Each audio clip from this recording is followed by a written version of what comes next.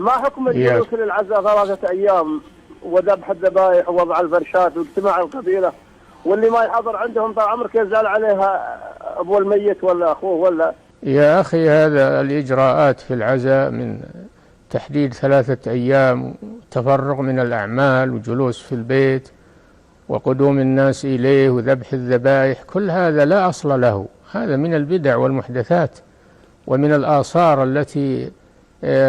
التي تشق على المسلمين.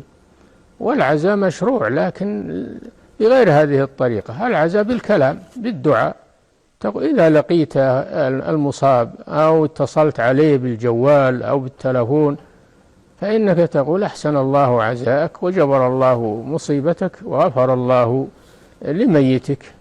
ولا حاجة إلى إقامة مآتم وإقامة فرشات وأيام وكونه يزعل مثلا والد الميت، يقال له: ترى هذا ما هو مشروع ولا هو من صالحك ولا من صالح الميت، يبين له هذا.